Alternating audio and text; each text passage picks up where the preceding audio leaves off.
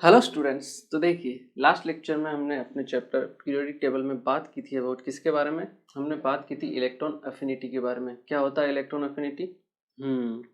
जब भी किसी न्यूट्रल आइसोलेटेड गैसियस एटम में आप एक इलेक्ट्रॉन को ऐड करते हो तो जो एनर्जी रिलीज होती है उसे हम क्या बोलते हैं? Electron affinity. ठीक है ना। फर्स्ट इलेक्ट्रॉन ऐड करने पर हमेशा एनर्जी रिलीज होती है, ये मैंने आपको बताया था। उसके बाद अगर आपको और इलेक्ट्रॉन ऐड करना है, सेकेंड, थर्ड, फोर्थ, तो उस केस में आपको इलेक्ट्रॉन इलेक्ट्रॉन के रिपल्शन को कम करने के लिए, ठीक है ना, रिपल्शन होता है, ठीक है, तो आपको एनर्जी देनी पड़ेगी। ठीक है ना। इसका मतलब क्या है? इसका मतलब अगर आपको पॉलीवेलेंट एनायन फॉर्म करना है, ठीक है ना, जिसकी वैलेंसी एक से ज़्यादा है, मतलब जिसमें एक से ज़्यादा इलेक्ट्रॉन ऐड है, तो उसके लिए आपको हमेशा एनर्जी देनी ही पड़ेगी। मतलब डेल्टा एच उसके लिए हमेशा पॉजिटिव होगा, और ई ए की टर्म्स में बात करें तो ई ए हमेशा नेगेटिव होगा। ठीक है ना। ये चीज़ मैंने आपको बता दी थी। ठीक है। इसके बाद हमने बात की थी कि कौन कौन से फैक्टर्स होते हैं जो अफेक्ट करते हैं आपके इलेक्ट्रॉन अफिनिटी को, जिसमें आपका साइज था, ठीक है ना, और इलेक्ट्रॉनिक कॉन्फ़िगरेशन था, और इफेक्टिव न्यूक्लियर चार्ज था। ठीक है। ये सब चीज़ हमने देख ली थी। ठीक है। उसके बाद हमने बात की थी ट्रेंड्स की, कि लेफ़्ट टू राइट मूव करने पर पीरियोडिक टेबल में इलेक्ट्रॉन अफिनिटी की वैल्यू क्या होती है? इंक्रीज होती है, जबकि टॉप टू बॉटम जाने पर डिक्रीज होती है। क्लियर है। इसमें एक्सेप्शन भी होता है। वो क्या था कि सेकंड पीरियड की होती है कम। मैंने कहा कि टॉप टू बॉटम जाने पर ए की वैल्यू बढ़ती है, तो थर्ड पीरियड की ज़्यादा होनी चाहिए। ठीक है। ऊपर से नीचे जाने पर क्या होती है? डिक्रीज होती है। ठीक है। मतलब थर्ड पीरियड की कम होनी चाहिए और सेकंड की होनी चाहिए ज़्यादा, लेकिन सेकंड की होती है कम। ठीक है। क्यों? क्योंकि उनकी साइज़ क्या होती है? स्मॉल होती है। ठीक है ना। इसलिए वो नए इलेक्ट्रॉन को अकोमोडेट ईजिली नहीं कर पाते, जबकि थर्ड इलेक्ट्रॉन क्या कर लेते हैं? उसको ईजिली अकोमोडेट कर लेते हैं। ठीक है ना। तो उनकी इलेक्ट्रॉन अफिनिटी क्या हो जाती है? इंक्रीज हो जाती है थर्ड पीरियड की। ठीक है। और एक और एक्सेप्शन था फ्लोरीन, क्लोरीन, ब्रोमीन और आयोडीन में। क्लोरीन की सबसे हाईएस्ट होती है, ठीक है ना, पीरियोडिक टेबल में। इसके अलावा एक ऑक्सीजन फैमिली में एक्सेप्शन था। ठीक है ना। ऑक्सीजन की जहाँ सबसे आपके सल्फर से कम होनी चाहिए, लेकिन ऑक्सीजन की सबसे कम हो जाती है। ठीक है ना। तो वो ट्रेंड मैंने आपको लिखवा दिया था। आई होप आप लोगों ने अच्छे से रिवाइज किया होगा। ठीक है। आज हम अपनी एक और नई पीरियोडिक प्रॉपर्टी स्टार्ट करते हैं, दैट इज इलेक्ट्रॉन नेगेटिविटी। ठीक है ना। थर्ड और ये आखिरी पीरियोडिक प्रॉपर्टी आपकी जो आपको इस चैप्टर में पढ़नी है। ठीक है ना। Electron negativity. इलेक्ट्रॉन नेगेटिविटी होती क्या है? जैसे ये आपके किसी भी बॉन्डेड मॉलिक्यूल के अंदर हम डिसाइड करते हैं। ठीक है ना। एक बॉन्डेड मॉलिक्यूल होता है ए और बी। ठीक है। दोनों अपना अपना एक एक इलेक्ट्रॉन डोनेट करके या शेयर करके एक बॉन्ड का फॉर्मेशन करते हैं, कोवेलेंट बॉन्ड का। ठीक है ना। अब होता क्या है कि एक की मान लो टेंडेंसी ज़्यादा है इलेक्ट्रॉन को अट्रैक्ट करने की। ठीक है। तो जो आपका शेयर्ड पेयर ऑफ इलेक्ट्रॉन है वो ए की तरफ आ जाएगा। ठीक है। इसको मैं आपको एक्सप्लेन करता हूँ। देखिए, हम पढ़ते हैं अपनी third periodic property, that is electronegativity. Electronegativity, negativity, ठीक है, जिसे हम बोलते हैं ईएन, इलेक्ट्रोनेगेटिविटी। क्लियर है।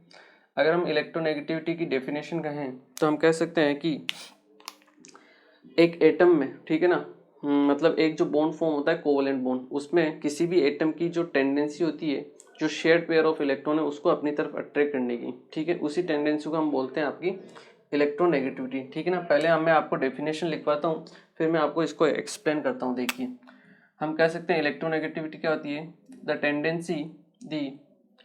Tendency of an atom to attract shared pair of electron in a covalently bonded molecule is known as electronegativity. उसे हम क्या बोलते हैं? आपकी इलेक्ट्रोनेगेटिविटी। ठीक है ना। जैसे ये आपका कोई मॉलिक्यूल है ए और बी, ठीक है, ये होता है आपका कोवेलेंट बॉन्ड। ठीक है ना, कोवेलेंट बॉन्ड। ठीक है ना। जो हम देखते हैं आपकी इलेक्ट्रोनेगेटिव, वो हम हमेशा कोवेलेंट बॉन्ड में ही देखते हैं, ठीक है ना। आगे चल के आप पढ़ोगे कि बॉन्ड के अलग अलग टाइप्स होते हैं, ठीक है ना। तो ये अभी आपको ध्यान रखना है कि कोवेलेंट बॉन्ड में ये टेंडेंसी होती है, ठीक है। इसमें दो केस हो सकते हैं आपके, ठीक है। इसमें हो सकता है एक की इलेक्ट्रोनेगेटिविटी ज़्यादा हो, ठीक है। अगर एक की इलेक्ट्रोनेगेटिविटी ज़्यादा है, इलेक्ट्रोनेगेटिव मतलब the tendency of an atom to attract shared pair of electron. A और बी के बीच में बॉन्ड कैसे फॉर्म होता है वो भी मैं आपको बताता हूँ, ये हम आगे चल के केमिकल बॉन्डिंग में पढ़ेंगे। और मैं आपको बताता हूँ कि ए ने अपना एक इलेक्ट्रॉन दिया और बी ने भी अपना एक इलेक्ट्रॉन दिया, ठीक है। और दोनों ने शेयरिंग करके क्या किया, एक बॉन्ड का फॉर्मेशन किया। मतलब ये जो आपका बॉन्ड बना है, इसमें आपके दो इलेक्ट्रॉन है, जिसमें एक तो आपका ए का है और एक किसका है, बी का है, ठीक है। इस टाइप के बॉन्ड को हम बोलते हैं कोवेलेंट बॉन्ड। तो क्या कह रहा है क्वेश्चन, या क्वेश्चन नहीं मतलब डेफिनेशन क्या कहती है, the tendency of an atom to attract shared pair of electron. ये आपका शेयर्ड पेयर है, पेयर मतलब दो इलेक्ट्रॉन हो गए, ठीक है। Shared pair of electron in a covalently bonded molecule उसे हम बोलते हैं इलेक्ट्रोनेगेटिविटी। मतलब इन दो एटम में से एक एटम ऐसा होगा जिसकी टेंडेंसी ज़्यादा होगी, ये जो दोनों आपके इलेक्ट्रॉन है उनको अपनी तरफ अट्रैक्ट करने की। अगर ए की वो टेंडेंसी ज़्यादा है तो इलेक्ट्रोनेगेटिविटी ए की ज़्यादा है। अगर हम कहें इलेक्ट्रोनेगेटिविटी अगर ए की ज़्यादा है, इलेक्ट्रोनेगेटिविटी आपके बी से, ठीक है। अगर हम ये कंडीशन लेते हैं तो इलेक्ट्रॉन क्या है, ए की तरफ ज़्यादा शिफ्ट होंगे, ठीक है। अगर दोनों की टेंडेंसी बराबर है तो इलेक्ट्रॉन क्या है ना, आपके बीच में आने चाहिए, ठीक है। लेकिन मान लो ए की टेंडेंसी ज़्यादा है खींचने की, तो इलेक्ट्रॉन क्या ए की तरफ शिफ्ट हो जाएंगे, तो इलेक्ट्रॉन पर पार्शियल नेगेटिव चार्ज आ जाता है। क्या चार्ज आ जाता है, पार्शियल नेगेटिव, और इसके ऊपर आ जाता है पार्शियल पॉजिटिव चार्ज, ठीक है। इन्हें हम बोलते हैं डाइपोल भी बोलते हैं, ये भी हम आगे चल के पढ़ेंगे आपके केमिकल बॉन्डिंग में। डाइपोल होता है मतलब दो पोल क्रिएट हो गए, एक नेगेटिव पोल और एक आपका पॉजिटिव पोल, ठीक है। लेकिन अगर आपकी इलेक्ट्रोनेगेटिविटी बी की ज़्यादा हो, किसकी, बी की ज़्यादा हो, इलेक्ट्रोनेगेटिविटी ऑफ ए से, ठीक है। तो अब इस बार क्या होगा, पहले तो इलेक्ट्रॉन इसकी तरफ ए की तरफ अट्रैक्ट हो रहे थे, अब इलेक्ट्रॉन बी की तरफ अट्रैक्ट होंगे, तो बी पर आ जाएगा नेगेटिव चार्ज, ये इसे हम बोलते हैं पार्शियल नेगेटिव चार्ज, ठीक है ना, डेल नेगेटिव। और ये होगा आपका डेल पॉजिटिव, ठीक है ना। सिंपल सा मीनिंग यही होता है, ठीक है। जिसकी इलेक्ट्रोनेगेटिविटी ज़्यादा होगी, जो शेयर्ड पेयर ऑफ इलेक्ट्रॉन है वो उसकी तरफ आ जाएंगे और उसके ऊपर नेगेटिव चार्ज आ जाएगा, ठीक है ना। यही होती है आपकी electronegativity. The tendency of an atom to attract shared pair of electron in a covalently bonded molecule, यहाँ आप लिख लीजिए टुवार्ड्स इटसेल्फ, और ऐड कर सकते हो आप टुवार्ड्स इटसेल्फ, ठीक है ना, अपनी तरफ, ठीक है। इज नॉन एज इलेक्ट्रोनेगेटिविटी, उसे हम क्या बोलते हैं, इलेक्ट्रोनेगेटिविटी बोलते हैं, ठीक है।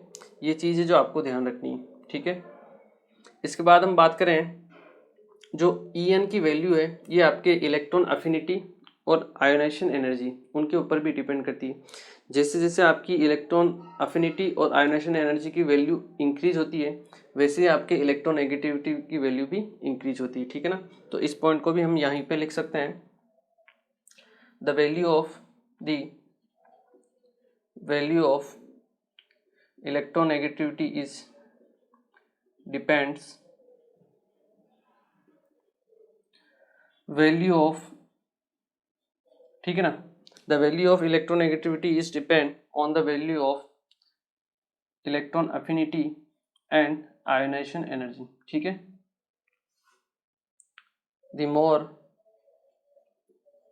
The value of EA and IE,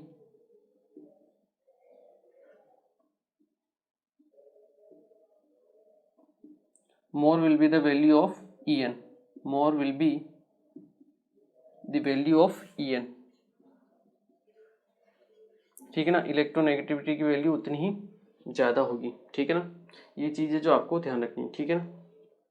देखिए अभी हमने लास्ट क्लास में पढ़ी थी इलेक्ट्रॉन अफिनिटी, उसमें क्या था, एक इलेक्ट्रॉन हम ऐड कर रहे थे, वहाँ पूरा इलेक्ट्रॉन ऐड हो रहा था, ठीक है। जबकि यहाँ पे क्या हो रहा है, पार्शियल इलेक्ट्रॉन जो है एक ही तरफ आ रहा है, अगर एक की इलेक्ट्रोनेगेटिविटी ज़्यादा है, ठीक है ना। दोनों की टेंडेंसी क्या है, इलेक्ट्रॉन को अपनी तरफ अट्रैक्ट करने की है, ठीक है ना। तो इनमें से हल्का डिफरेंस होता है, वो भी आपको पता चल गया होगा कि इलेक्ट्रॉन जो अफिनिटी होती है, ठीक है ना, वो एक आइसोलेटेड गैसियस एटम में होती है। किस में होती है? एटम में, आइसोलेटेड गैसियस एटम में, ठीक है। जबकि इलेक्ट्रोनेगेटिविटी अगर हम देखें तो वो हम कहाँ देखते हैं? एक कोवेलेंटली बॉन्डेड मॉलिक्यूल के अंदर, ठीक है ना, जिसमें कोवेलेंट बॉन्ड होता है, ठीक है। इसके अलावा इलेक्ट्रॉन अफिनिटी की बात करें तो उसकी यूनिट होती है, ठीक है ना, उसकी एक एब्सोल्यूट वैल्यू होती है जो हम एक्सपेरिमेंट के जरिए पता करते हैं, ठीक है। बट इलेक्ट्रोनेगेटिविटी की ऐसी कोई एक्सपेरिमेंटल वैल्यू नहीं होती, ये रिलेटिव वैल्यू होती है। आपको पता होगा फ्लोरीन जो है उसकी इलेक्ट्रोनेगेटिविटी सबसे ज़्यादा होती है आपके पीरियोडिक टेबल में, जो होती है आपके 4, ठीक है।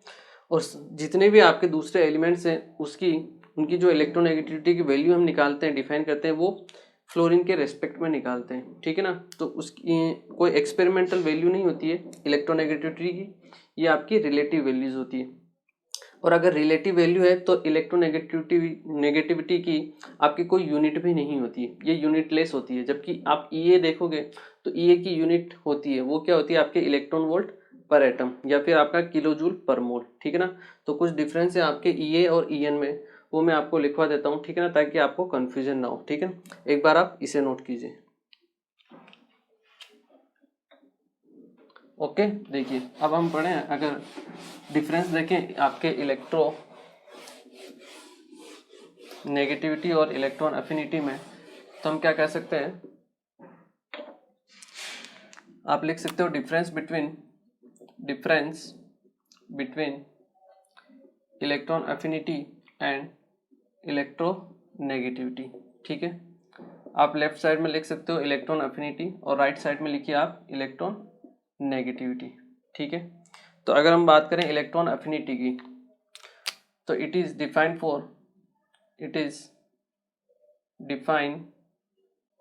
For an isolated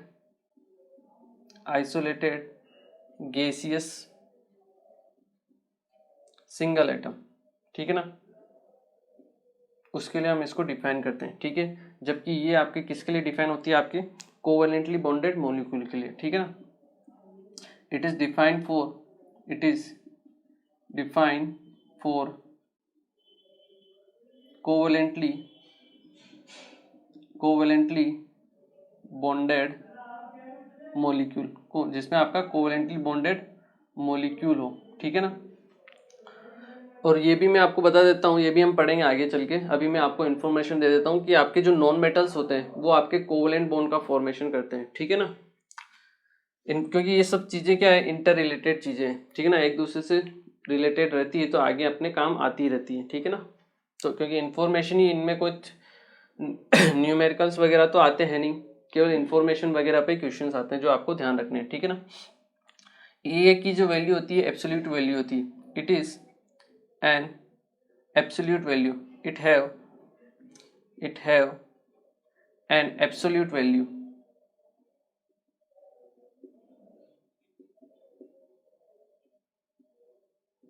absolute value होती है जो हम एक्सपेरिमेंट के थ्रू पता कर सकते हैं, ठीक है ना। बट ई की जो वैल्यू होती है ये होती है रिलेटिव वैल्यू, इट हैव और it have a relative value. और रिलेटिव वैल्यू किसके रेस्पेक्ट में होती है? आपके फ्लोरीन के रेस्पेक्ट में, विथ रेस्पेक्ट टू फ्लोरीन,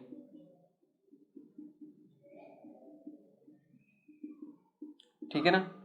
तो आप यहाँ ये भी लिख सकते हो कि fluorine have the maximum electronegativity, जिसकी वैल्यू होती है 4 इन पीरियोडिक टेबल, ठीक है। इंफॉर्मेशन है जो आपको ध्यान रखनी, क्लियर। इसके अलावा इसकी यूनिट्स होती है, ठीक है ना, इट हैव यूनिट्स। और यूनिट्स क्या होती है आपकी? इलेक्ट्रॉन वोल्ट पर एटम, या आप बोल लीजिए किलो जूल पर मोल होती है, या फिर आपके किलो कैलोरी पर मोल, ठीक है। जबकि ये क्या होती है? आपकी इलेक्ट्रोनेगेटिविटी यूनिटलेस होती है, इट इज यूनिटलेस, ठीक है। ये क्या होती है? आपके यूनिटलेस होती है, ठीक है ना। ये चीज़ है जो आपको ध्यान रखनी डिफरेंस होते हैं ई ए और ई एन में, ठीक है ना, कंफ्यूजन नहीं होना है, ठीक है। इनको नोट कीजिए। फिर हम पढ़ते हैं आपके कौन कौन से फैक्टर्स हैं, ठीक है, जो आपके इलेक्ट्रॉन नेगेटिविटी को अफेक्ट करते हैं, ठीक है ना। जैसे हमने ई ए में देखे थे, जैसा हमने आयोनाइजेशन एनर्जी में देखे, वही फैक्टर हम देखते हैं आपके किसके लिए, इलेक्ट्रॉन नेगेटिविटी के। एक बार आप इसे नोट कीजिए। ओके, तो चलिए अब हम पढ़ते हैं आपके कौन कौन से फैक्टर्स हैं जो आपके इलेक्ट्रॉन नेगेटिविटी को अफेक्ट करते हैं, ठीक है।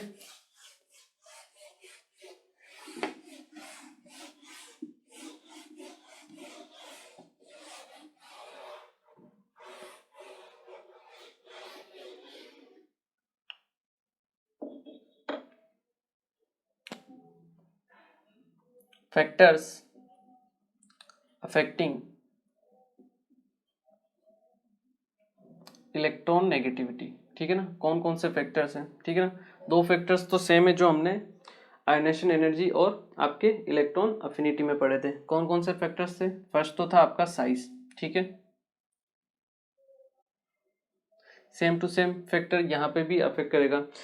एटम की साइज जितनी ज़्यादा बड़ी होगी, ठीक है, न्यूक्लियस का अट्रैक्शन और उसके जो इलेक्ट्रॉन है उसको अट्रैक्ट करने की जो टेंडेंसी है क्या होती जाएगी, कम होती जाएगी, ठीक है ना, क्योंकि इलेक्ट्रॉन दूर रहेगा, न्यूक्लियस साइज बड़ी है, ठीक है, तो इलेक्ट्रॉन तो दूर है, आपका न्यूक्लियस का जो अट्रैक्शन फोर्स होगा जेड इफेक्टिव, वो क्या होगा, इलेक्ट्रॉन के ऊपर कम वर्क करेगा, ठीक है ना। तो हम कह सकते हैं कि जो इलेक्ट्रॉन नेगेटिविटी है, electron negativity is inversely proportional to size होती है, ठीक है, मतलब एटम की साइज जितनी बड़ी होती जाएगी, इलेक्ट्रॉन जो है आपके न्यूक्लियस से उतना ही दूर जाता जाएगा, ठीक है, तो उसका अट्रैक्शन फोर्स कम होगा, तो इसकी जो इलेक्ट्रॉन नेगेटिविटी है उसको इलेक्ट्रॉन को अट्रैक्ट करने की टेंडेंसी वो भी क्या होगी, कम होगी। अगर इलेक्ट्रॉन पास है मतलब उसकी साइज कम है, तो न्यूक्लियस की उस इलेक्ट्रॉन को अट्रैक्ट करने की टेंडेंसी क्या होगी, ऑब्वियसली ज़्यादा ही होगी, ठीक है ना। तो साइज अगर कम है तो इलेक्ट्रोनेगेटिविटी हाई होगी, साइज ज़्यादा है तो इलेक्ट्रोनेगेटिविटी क्या होगी, आपकी कम होगी, ठीक है। दूसरा फैक्टर हम देखें, दैट इज जेड इफेक्टिव। क्या होगा, जेड इफेक्टिव के लिए हम बात करें, effective nuclear charge, effective nuclear charge की अगर हम बात करें तो क्या होगा, इफेक्टिव न्यूक्लियर चार्ज, बताइए, आप मुझे बताइए। अगर हम बात करें इफेक्टिव न्यूक्लियर चार्ज के बारे में, तो मैं लिख सकता हूँ इफेक्टिव न्यूक्लियर चार्ज, जितना ज़्यादा इफेक्टिव न्यूक्लियर चार्ज होगा उतने ही ज़्यादा इलेक्ट्रोनेगेटिविटी होगी। क्यों? क्योंकि उतनी ही ज़्यादा आपके न्यूक्लियस की टेंडेंसी होगी इलेक्ट्रॉन को अपनी तरफ अट्रैक्ट करने की, ठीक है ना, जितना ज़्यादा चार्ज होगा। इसलिए हम कह सकते हैं electronegativity is directly proportional to Z effective, ठीक है। ये दो पॉइंट थे, ठीक है, जो आपके पुराने वाले थे, कॉमन थे, ठीक है। थर्ड हम देखते हैं, that is charge on cation. क्या देखते हैं हम, चार्ज ऑन केटायन, ठीक है। चार्ज ऑन केटायन के बारे में आप क्या बताओगे, ठीक है, कि जैसे जैसे चार्ज बढ़ता जा रहा है, पॉजिटिव आयन की बात करें हम केटायन की, ठीक है, जैसे जैसे केटायन के ऊपर आपका चार्ज बढ़ता जा रहा है, इसका मतलब प्रोटॉन तो फिक्स है, उसमें से इलेक्ट्रॉन्स कम होते जा रहे हैं, प्लस चार्ज बढ़ता जा रहा है, तो मतलब इलेक्ट्रॉन उसमें से निकलता जा रहा है, इलेक्ट्रॉन कम होते जा रहे हैं। इसका मतलब क्या है, प्रोटॉन तो फिक्स है, इलेक्ट्रॉन कम होते जा रहे हैं, मतलब जो न्यूक्लियस का अट्रैक्शन है, जो बचे हुए इलेक्ट्रॉन के है उनके ऊपर अट्रैक्शन फोर्स क्या होता जा रहा है, इंक्रीज होता जा रहा है। अगर अट्रैक्शन फोर्स इंक्रीज हो रहा है तो इलेक्ट्रोनेगेटिविटी भी इंक्रीज होगी। मतलब हम कह सकते हैं कि जितना ज़्यादा चार्ज होगा, ठीक है ना, जितना ज़्यादा पॉजिटिव चार्ज होगा उतनी ही ज़्यादा आपकी इलेक्ट्रोनेगेटिविटी होगी। तो हम कह सकते हैं electronegativity is directly proportional to charge on cation. हम क्या कह सकते हैं, electronegativity is directly proportional to charge on cation. जितना ज़्यादा केटायन के ऊपर चार्ज आपका बढ़ता जाएगा, मतलब इलेक्ट्रॉन तो क्या हो रहे हैं, कम हो रहे हैं, प्रोटॉन तो सेम है, इलेक्ट्रॉन कम होते जा रहे हैं, तो न्यूक्लियस का अट्रैक्शन फोर्स क्या होता जा रहा है, इंक्रीज हो रहा है। अट्रैक्शन फोर्स इंक्रीज हो रहा है तो उसकी इलेक्ट्रॉन नेगेटिविटी भी क्या होगी, इंक्रीज होती जाएगी, ठीक है ना। तो हम इसमें लिख भी सकते हैं कि चार्ज ऑन केटायन की बात करें ना हम, ठीक है ना, कि as the charge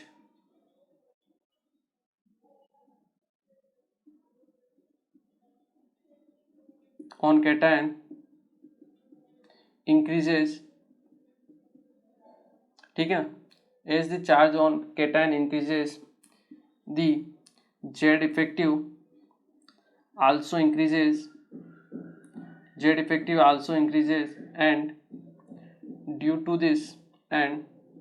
to this the electron negativity is also increases। ठीक है, जैसे मैं आपको कंपैरिजन करने के लिए बोलूँ एग्जांपल के तौर पे Fe2+ और Fe3+, ठीक है, किसकी इलेक्ट्रॉन नेगेटिविटी ज़्यादा होगी?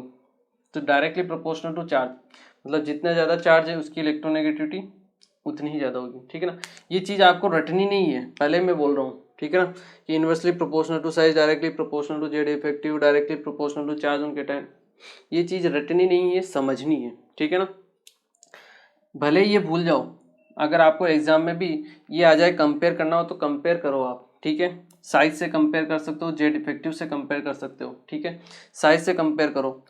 +2 और +3 में अगर मैं देखूं, ठीक है, यहाँ पे आप देखोगे तो +2 2 इलेक्ट्रॉन है, प्रोटॉन तो फिक्स है, इलेक्ट्रॉन इसमें कम है, इसका मतलब इसमें अगर इलेक्ट्रॉन कम है तो न्यूक्लियस का अट्रैक्शन फोर्स इसमें ज़्यादा होगा। अगर जेड इफेक्टिव ज़्यादा है तो साइज क्या होगी आपकी?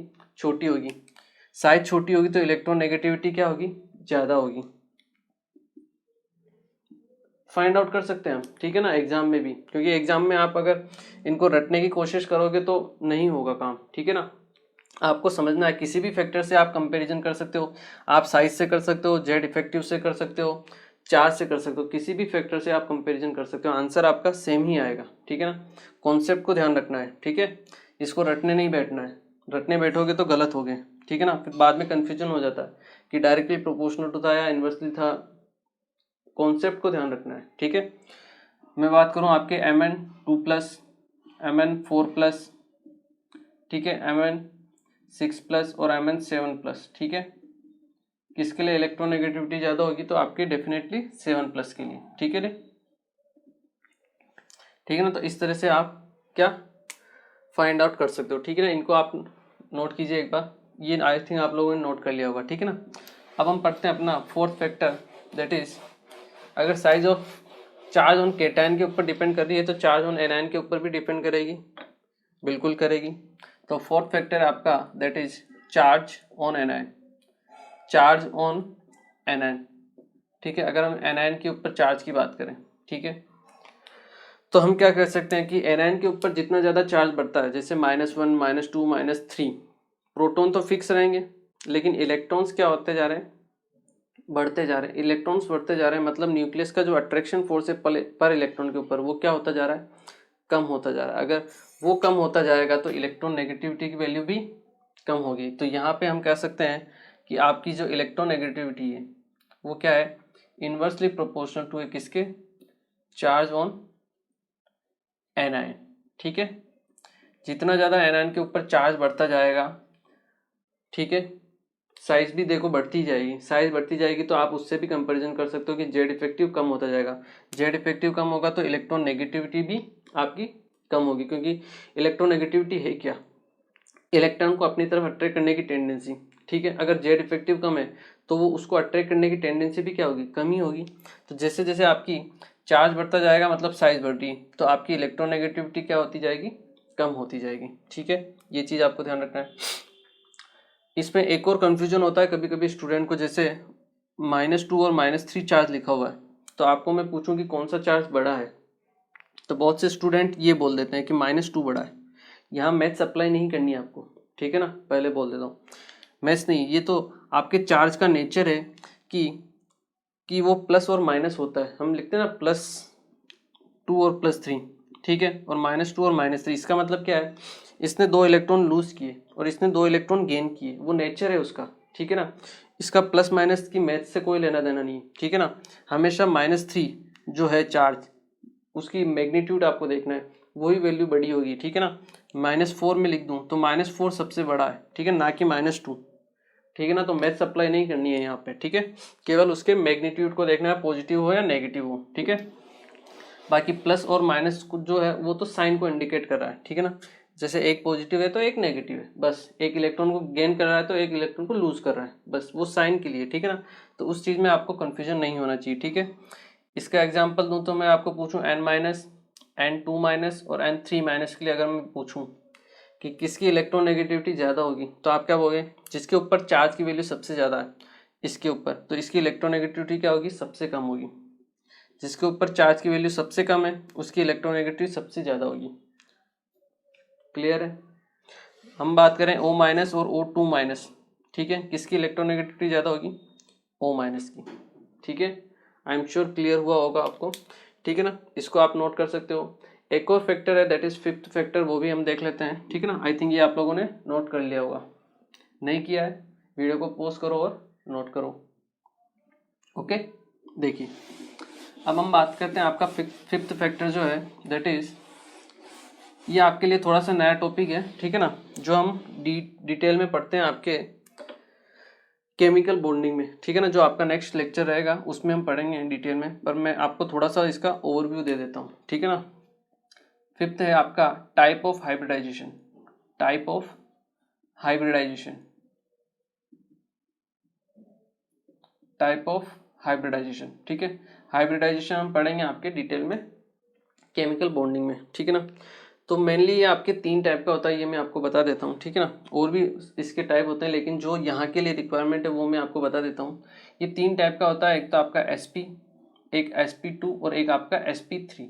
ठीक है, SP का मतलब क्या है? जो आपकी बॉन्डिंग होती है, ठीक है ना, उसमें एक एटम के S ऑर्बिटल ने पार्टिसिपेट किया और दूसरे एटम के P ऑर्बिटल ने पार्टिसिपेट किया। ठीक है, तो दोनों की ओवरलैपिंग से एक बॉन्ड बना जिसको हम बोलते हैं SP। ठीक है, हाइब्रिडाइजेशन के थ्रू आपका बॉन्डिंग का फॉर्मेशन होता है। ठीक है ना, आप वहाँ और डिटेल में पढ़ोगे। ठीक है, केवल आपको यहाँ ये ध्यान रखना है कि एक S ऑर्बिटल है और एक P ऑर्बिटल है। अगर हाइब्रिडाइजेशन SP2 है तो एक S ऑर्बिटल है और आपके पास 2 P ऑर्बिटल है। SP3 हाइब्रिडाइजेशन है तो एक S ऑर्बिटल है और 3 P ऑर्बिटल है। ठीक है, यहाँ अगर हम बात करें %S कैरेक्टर की, %S कैरेक्टर किसकी बात करें हम? %S character. आई थिंक ये आप लोगों ने नोट कर लिया होगा। ठीक है, देखिए इसको मैं थोड़ा सा मिटा देता हूँ। हम बात करें %S कैरेक्टर की, %S कैरेक्टर, तो यहाँ पे एक S है और एक P है, मतलब टोटल कितने हैं? 2। उसमें से S कितना है? 1। तो हम लिखते हैं 1/2 × 100।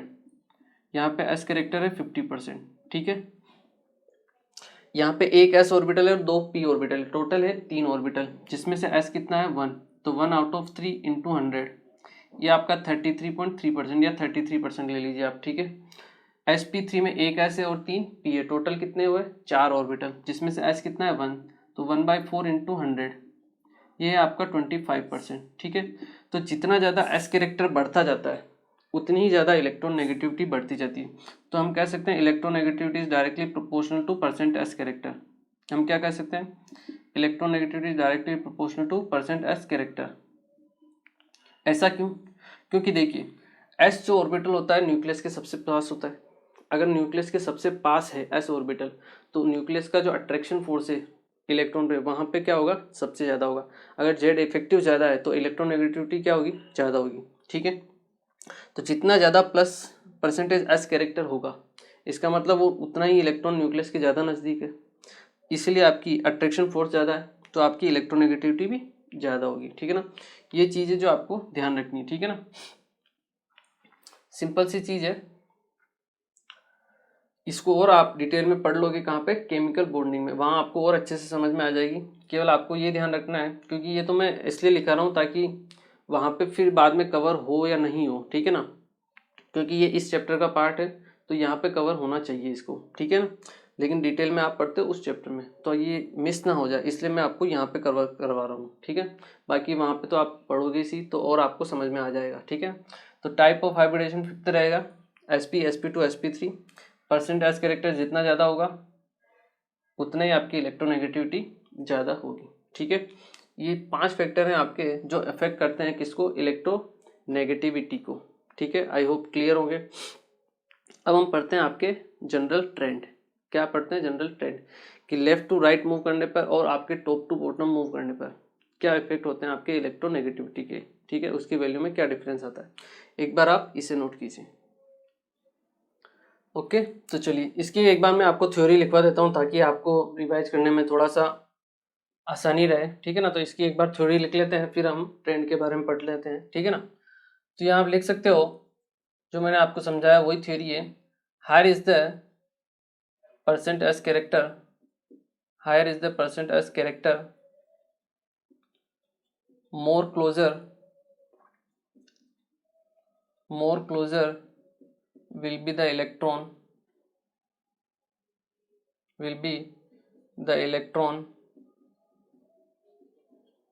in s orbital,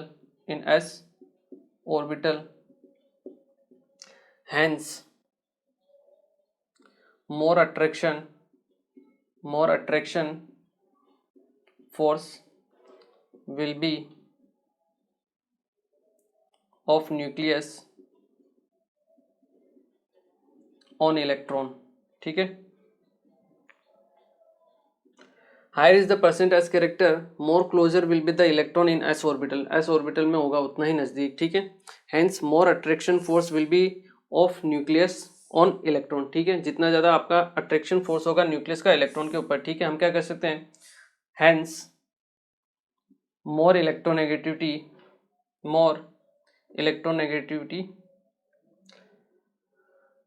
hence more attraction force will be of nucleus on electron, so hence को आप हटा दीजिए, so more electronegative will be the atom, ठीक है। आपका एटम क्या होगा, उतना ही ज्यादा होगा, या फिर आपकी इलेक्ट्रोनेगेटिविटी क्या होगी, उतनी ही ज्यादा होगी, ठीक है ना। इसको आप नोट कीजिए, फिर हम पढ़ते हैं आपके जनरल ट्रेंड्स के बारे में। ओके, चलिए अब हम देखते हैं आपके ट्रेंड्स, देखते हैं हम पीरियोडिक टेबल में, ठीक है ना। कि पीरियोडिक टेबल में लेफ्ट टू राइट मूव करने पर इलेक्ट्रोनेगेटिविटी के ऊपर क्या इफेक्ट पड़ता है, और टॉप टू बॉटम मूव करने पर इलेक्ट्रोनेगेटिविटी के ऊपर क्या इफेक्ट पड़ता है, जिसे हम बोलते हैं आपकी पीरियोडिसिटी, ठीक है। तो देखिए नेक्स्ट है आपका ट्रेंड्स इन पीरियोडिक टेबल, जिसे हम क्या बोलते हैं, पीरियोडिसिटी। क्लियर है, देखिए दो ही ट्रेंड है जो हमें पता है क्या होते हैं। एक तो left to right, left to right चलने पर क्या होता है, आपको अब तक पता चल गया होगा, साइज क्या होती है, डिक्रीज होती है। लेफ्ट टू राइट चलने पर साइज क्या होती है, डिक्रीज होती है। साइज डिक्रीज होती है, आपकी जेड इफेक्टिव क्या होता है, इंक्रीज होता है। और जेड इफेक्टिव इंक्रीज होगा तो आपकी इलेक्ट्रोनेगेटिविटी भी क्या होगी, इंक्रीज होगी, ठीक है। ये चीजें जो आपको ध्यान रखनी है, सिंपल। सेकंड हम बात करें आपके टॉप टू बॉटम में, कहाँ बात करें, टॉप टू बॉटम में साइज क्या होती है आपकी, इंक्रीज होती है। और अगर साइज इंक्रीज होगी आपकी तो इलेक्ट्रोनेगेटिविटी क्या होती है, आपको पता होगा, डिक्रीज होती है, ठीक है ना। तो दो आपके सिंपल ट्रेंड है जो आपको ध्यान रखने हैं, ठीक है। तो ये होता है आपका ऑर्डर, ठीक है, जो आपको ध्यान रखना है। टॉप टू बॉटम जाने पे साइज इंक्रीज होगी और आपकी इलेक्ट्रोनेगेटिविटी क्या होगी, डिक्रीज होगी। अब कुछ इंपॉर्टेंट एलिमेंट्स है जिनकी इलेक्ट्रोनेगेटिविटी मैं आपको बता देता हूँ, ठीक है ना। इलेक्ट्रोनेगेटिविटी ऑफ सम एलिमेंट्स, ठीक है, जो आपको क्या करनी, ध्यान रखनी है, ठीक है। देखिए हाइड्रोजन, अगर हम फर्स्ट पीरियड में बात करें हाइड्रोजन, इसकी होती है आपके 2.1, ठीक है। सेकंड पीरियड में अगर हम बात करें आपके हीलियम, लिथियम, बेरिलियम, बोरोन, आपके कार्बन से बात करते हैं हम, कार्बन, नाइट्रोजन, ऑक्सीजन, फ्लोरीन, ठीक है। और यहाँ पे याद रखिए आप फ्लोरीन, क्लोरीन, ब्रोमीन और आयोडीन, ये कुछ इंपॉर्टेंट कंपाउंड्स हैं, मतलब एटम्स हैं, जिनके लिए मैं आपको बता रहा हूँ, सबके लिए नहीं बता रहा हूँ, ठीक है। बाकी के जनरल ट्रेंड है, लेकिन इनके लिए आपको थोड़ी सी वैल्यू याद होनी चाहिए, ठीक है ना, काम आती रहती है, ठीक है। फास्फोरस, सल्फर, ठीक है। तो ये आपके टोटल 10 एलिमेंट हैं, ठीक है, जिनके आपको याद रखनी है। फ्लोरीन की इलेक्ट्रोनेगेटिविटी मैक्सिमम होती है आपके पीरियोडिक टेबल में, कितनी होती है, वो होती है आपके 4, कितनी होती है, 4, ठीक है। टॉप टू बॉटम जाने पे क्या होती है, डिक्रीज होती है। इसकी होती है क्लोरीन की 3, फिर आती है ब्रोमीन के अराउंड 2.8 के आसपास, और आयोडीन की होती है अराउंड 2.5, 5 के आसपास, ठीक है। ऑक्सीजन, फ्लोरीन के बाद हमेशा ऑक्सीजन की ही इलेक्ट्रोनेगेटिविटी ज़्यादा होती है। फ्लोरीन की 4 होती है, ऑक्सीजन की होती है आपके 3.5, नाइट्रोजन की अराउंड 3 और कार्बन की अराउंड 2.5 के आसपास होती है। हमें पता है लेफ्ट टू राइट जाने पर इंक्रीज होती है, ठीक है, तो ये आपकी इंक्रीज हो रही है, क्लियर है। सल्फर की होती है अराउंड 2.5 के आसपास और फास्फोरस की होती है आपके 2.1 के आसपास, ठीक है ना। तो ये कुछ एलिमेंट्स हैं जिनके लिए आपको इलेक्ट्रोनेगेटिविटी की वैल्यू याद रखनी, ठीक है ना। याद हो जाएगी, धीरे धीरे याद हो जाएगी, ठीक है ना, चिंता नहीं करना, पर कॉमन है जो हमारे काम में आती है, ठीक है ना। इनको आप नोट कीजिए, फिर हम इसी के बारे में कुछ और प्रॉपर्टीज के बारे में पढ़ते हैं। इलेक्ट्रोनेगेटिविटी की क्या क्या एप्लीकेशंस है उसके बारे में हम पढ़ते हैं। एक बार आप इसे नोट कीजिए। ओके, तो चलिए अब देखते हैं। अब हम पढ़ते हैं आपके इलेक्ट्रोनेगेटिविटी को फाइंड आउट करने के कुछ स्केल होते हैं, ठीक है ना। वैसे तो हम इलेक्ट्रोनेगेटिविटी को फाइंड आउट नहीं कर सकते मैथमेटिकली या फिर एक्सपेरिमेंटली, ठीक है ना। एक्सपेरिमेंटली हम फाइंड आउट नहीं कर सकते, बट मैथमेटिकली हम उसको कैलकुलेट कर सकते हैं, ठीक है ना। तो उसको कैलकुलेट करने के आपके पास एक दो मेथड होते हैं, वो हमें देखने हैं। तो हम लिख सकते हैं आपके इम्पोर्टेंट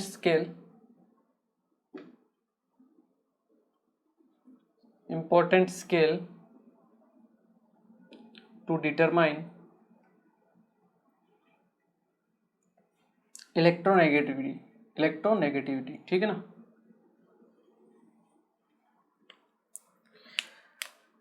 ठीक है ना, तो आप यहां लिख सकते हो there is no direct method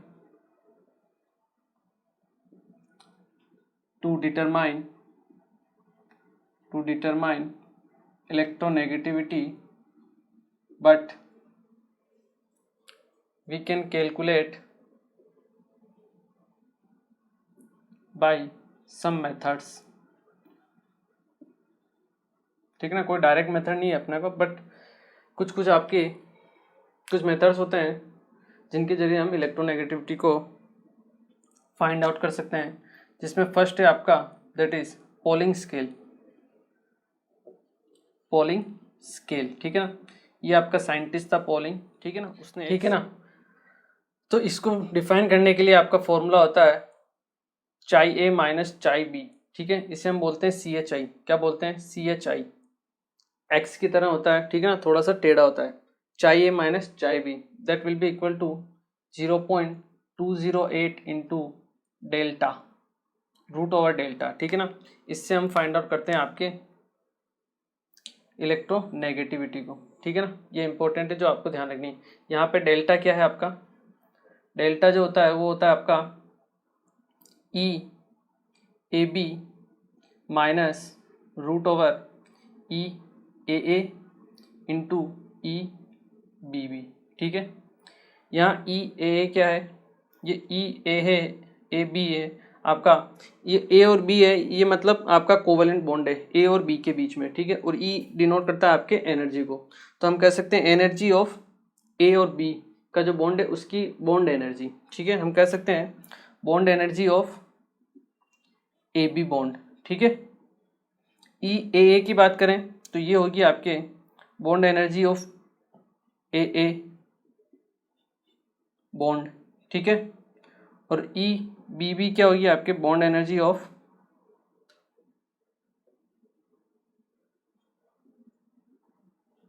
BB bond, ठीक है। चाहिए क्या है आपके पास? चाहिए, इसे हम बोलते हैं इलेक्ट्रोनेगेटिविटी ऑफ A, और चाई बी होता है आपके पास that is electronegativity of B, ठीक है ना। डायरेक्ट कभी कभी फॉर्मूला भी पूछ लेते हैं, या फिर आपको अगर इसमें क्वेश्चन आएगा तो आपको सबकी वैल्यूज दी हुई रहेगी और आपको किसी भी एक की वैल्यू नहीं दी हुई होगी, ठीक है ना। या तो इलेक्ट्रोनेगेटिविटी A की वैल्यू नहीं देगा या B की नहीं देगा, ठीक है, और बाकी सबकी वैल्यू देगा और आपको जो बचा हुआ है उसकी वैल्यू निकालनी होगी, ठीक है ना।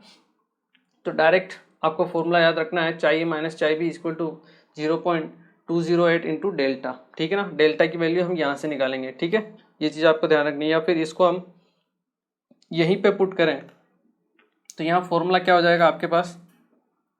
चाई A minus chi B that will be equal to आपका 0.208 रूट ओवर, ठीक है। डेल्टा की जगह हम इसे रिप्लेस कर देते हैं, that is E A B minus फिर आपका रूट ओवर, ठीक है, then E A into E B और बी, ठीक है। तो ये फॉर्मूला भी आपको मिल सकता है कहीं कहीं पे, ठीक है ना। यहाँ जो इलेक्ट्रोनेगेटिविटी, ये जो आपकी बॉन्ड एनर्जी होती है, ठीक है ना, इसकी जो वैल्यू हम लिखते हैं वो आती है आपके किलो कैलोरी पर मोल में, ठीक है ना। ये चीज़ आपको ध्यान रखनी है, ठीक है ना। जो एनर्जी की यूनिट होगी वो क्या होगी आपकी किलो कैलोरी पर मोल, ठीक है। तो ये आपका फर्स्ट स्केल है जो आपके इलेक्ट्रोनेगेटिविटी को मेजर करने में काम में आता है, ठीक है। वैसे आपका सेकंड स्केल भी होता है जिसे हम बोलते हैं मूलिकन स्केल, मूलिकन स्केल, ठीक है। ये और भी इजी होता है। इसके अकॉर्डिंग क्या होता है, आपकी इलेक्ट्रोनेगेटिविटी जो होती है आपके, वो आपके E A that is electron affinity plus ionization energy, ठीक है, उनका एवरेज होती है, that is E A plus I E divide by 2, ठीक है ना। सिंपल सा फॉर्मूला है जो आपको ध्यान रखना है, ठीक है ना। तो ये दो मेन स्केल होते हैं जिससे हम इलेक्ट्रोनेगेटिविटी फाइंड आउट कर सकते हैं, ठीक है। मूलिकन का स्केल होगा तो ई A plus I divide by 2, ठीक है। और आपका अगर पोलिंग स्केल होगा तो chi A minus chi B that will be equal to 0.208 root over delta, ठीक है। क्लियर है, इसे आप नोट कीजिए। फिर हम पढ़ते हैं आपकी एप्लीकेशंस ऑफ इलेक्ट्रोनेगेटिविटी, ठीक है ना। एक बार आप इसे नोट कीजिए।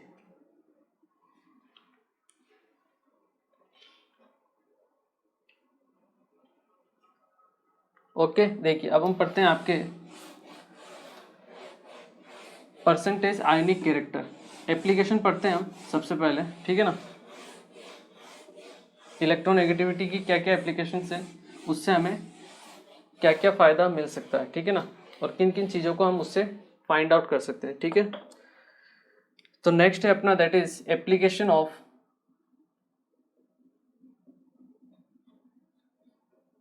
इलेक्ट्रोनेगेटिविटी, ठीक है, जिसमें आपका फर्स्ट जो एप्लीकेशन आएगा that is percent ionic character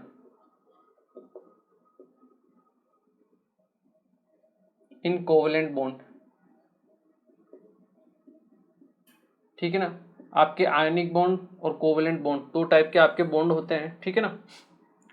तो दुनिया में ऐसा कोई भी बॉन्ड नहीं है जो 100% आयनिक हो या फिर 100% कोवेलेंट हो, ठीक है ना। बॉन्ड के टाइप आप मेनली केमिकल बॉन्डिंग में पढ़ोगे, ठीक है ना, आगे वाले चैप्टर में, ठीक है। बट यहाँ ध्यान रखिए कि आपके दो टाइप के बॉन्ड है, आयनिक बॉन्ड और कोवेलेंट बॉन्ड, ठीक है ना। तो ऐसा नहीं कि जो बॉन्ड कोवेलेंट बॉन्ड है वो 100% कोवेलेंट ही होता है, ठीक है, नहीं होता ऐसा। उसमें कुछ ना कुछ परसेंटेज आयनिक कैरेक्टर भी होता है, और आयनिक बॉन्ड है तो उसमें कुछ ना कुछ परसेंटेज आपका कोवेलेंट बॉन्ड का भी रहता है, ठीक है ना। इनको आप और आगे डिटेल में पढ़ोगे, ठीक है ना। अभी केवल आपको सिंपल याद रखना है, और यहाँ आप लिख भी सकते हो कि there is no 100% ionic bond and no 100% covalent bond.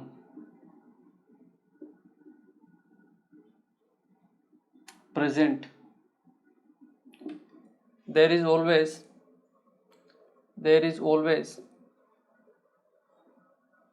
some percent of ionic character.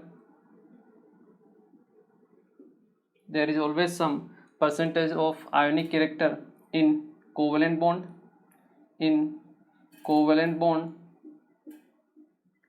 and some percentage of covalent character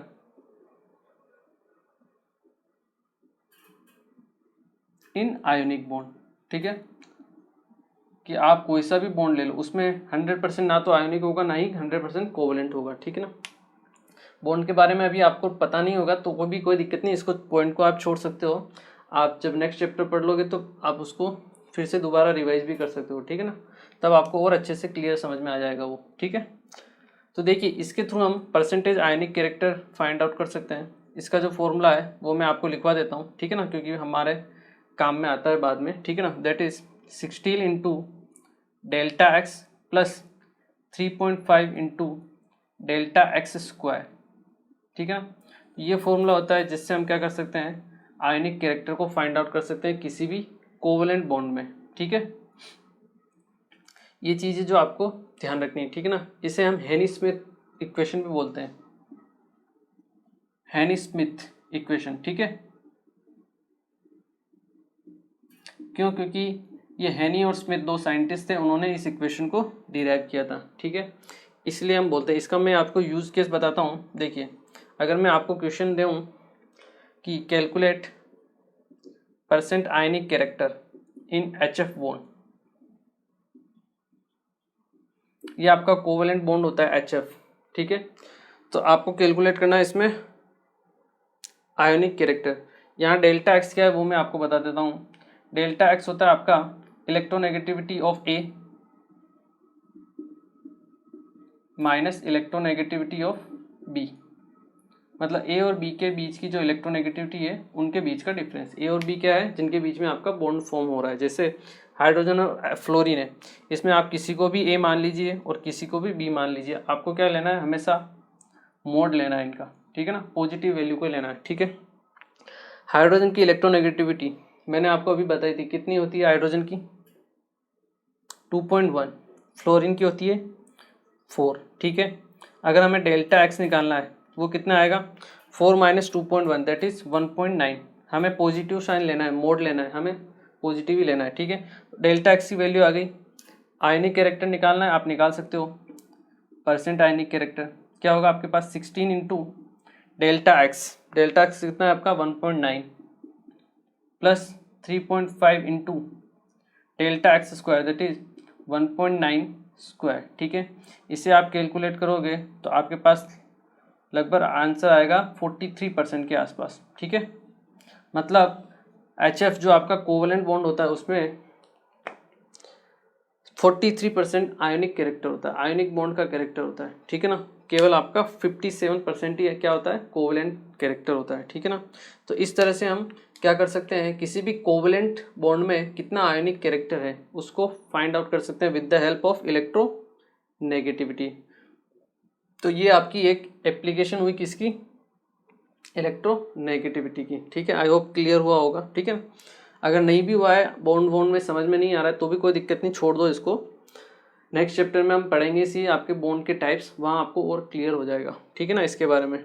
बाकी अभी आप ये फॉर्मूला याद रख के समझ सकते हो कि इलेक्ट्रोनेगेटिविटी से कैसे हम फाइंड आउट कर सकते हैं, ठीक है ना। इसे एक बार आप नोट कीजिए। ओके, तो चलिए आज के लेक्चर में हमने बात की अबाउट किसके बारे में, इलेक्ट्रोनेगेटिविटी के बारे में, ठीक है। कि इलेक्ट्रोनेगेटिविटी क्या होती है, कौन कौन से फैक्टर्स हैं जो उसको अफेक्ट करते हैं, ठीक है, वो हमने देखा। उसके बाद उसका जो जनरल ट्रेंड था वो हमने देखा। आपकी जो तीनों ही प्रॉपर्टीज़ थी, आयोनाइजेशन एनर्जी, इलेक्ट्रॉन अफिनिटी और आपकी इलेक्ट्रोनेगेटिविटी, तीनों ही लेफ्ट टू राइट मूव करने पर आपके साइज क्या होती है, डिक्रीज होती है, और तीनों ही प्रॉपर्टी आपके इंक्रीज होती है, ठीक है। General trend top to bottom जाने पर साइज क्या होती है, इंक्रीज होती है। बाकी जो तीनों आपकी प्रॉपर्टीज़ हैं, periodic properties, ionization energy, electron affinity और इलेक्ट्रोनेगेटिविटी, वो क्या होती है, डिक्रीज होती है, ठीक है ना। तो आप तीनों को एक साथ लिख के याद भी रख सकते हो, ठीक है।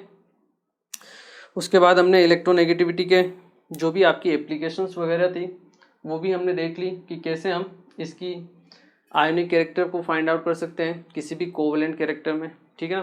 कोई भी आपका कोवेलेंट बॉन्ड हो तो उसमें आयोनिक बॉन्ड का परसेंटेज कितना होता है, ठीक है ना। जनरली वही होता है आपका आयोनिक कैरेक्टर, ठीक है। तो ये सब चीज़ें हमने देख ली है। आज के लेक्चर को हम यही फिनिश करते हैं और नेक्स्ट लेक्चर हम इसी से रिलेटेड कुछ और चीज़ों के बारे में बात करेंगे, ठीक है। तो मिलते हैं फिर next lecture. Thank you very much.